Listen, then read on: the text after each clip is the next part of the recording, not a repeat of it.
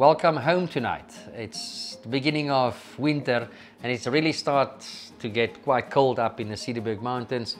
We've experienced our first -2 last week, but you need some wine. And this is a beautiful selection. So the winter box, it's always the bragging box. And I think we've put amazing selection together. This farm is in our family since 1893, so I'm the 5th generation. And this is a whole village. So there's about 25 families living on the property. Some of them work here for also about 4 generations. And we've invested a lot in the well-being of people on this farm.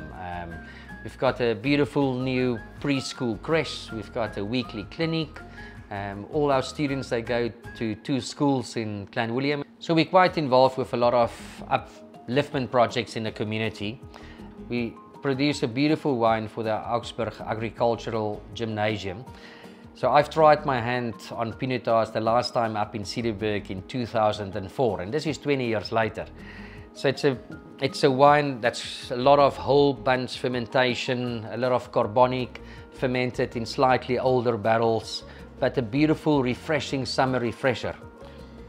So on nose you get that little bit of Christmas cake, beautiful spiciness, red berry fruit. Then moving to the other reds.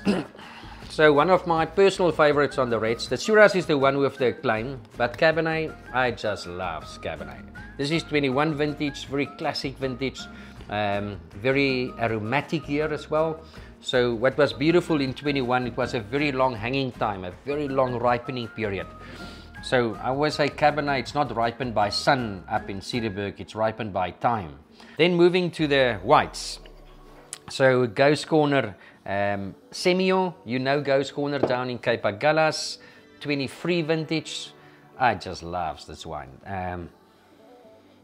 So Semillon, one of those varietals I always say, or you love it or you hate it. This one I absolutely just adore. So it's partly fermented in barrels. About 1/3 of this wine was in new oak for a very short period, just to break that slightly greenness of Semillon. But Semillon is a wine that you must have patience. You must be able to keep it. You must be able to drink it 2 to 4 to 6 years from vintage. With any salmon or any oily fish, yellowtail, kick-ass wine. Then moving to Gloop. So this is the Gloop Chenin, 22 vintage. This is the project that I do with Julio Bijon in Chile, in South America. This is from Maule Valley. So quite a dry area, very low hills, very old vineyards. And this is traditional winemaking, or more natural winemaking at its best. Skin fermented, what they've done 8,000 years ago in Georgia. So really trying to preserve the natural flavors, really a site-specific wine. And then it was fermented with native yeast in clay amphoras, in 700-liter clay amphoras. Remove the skins after about 3 months. And the skins is basically the buffer for oxidation. So no sulfur for about 3 months, just skins on the top part. And when you remove them, you fill the amphora again. And then it was aged in clay amphora for another 6 months. Then the 5th generation Chenin. This is the pinnacle of winemaking of Cederberg. This is what we're quite known for. This wine needs absolutely no introduction. It's a wine with a great international reputation. This is the new 23 vintage. A great white wine year, by the way. Very aromatic. And this one is from that Sunpoort vineyard. We've actually been there tonight with sunset, and it's just this amazing site in the middle of nowhere, very isolated. Quite on a flat area, on a lot of sandstone soil, and not much clay, but that's typical 5th gen Chenin. So on nose you get that, again, that slightly nutty, citrusy component.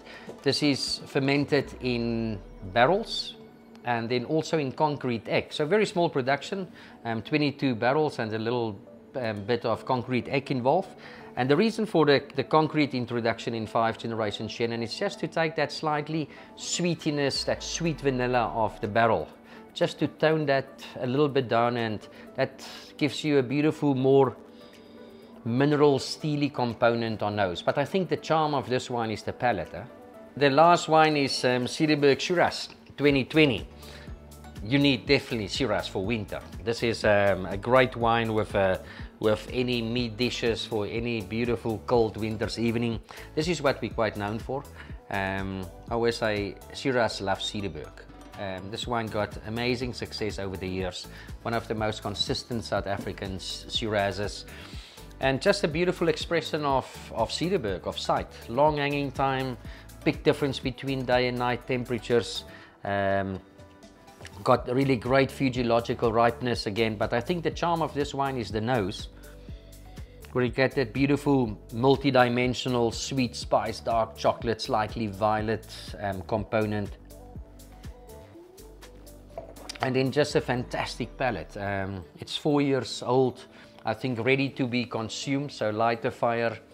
Make sure you've got a little bit of nice Blauwillebeers biltong and a good glass of Shiraz. Cheers.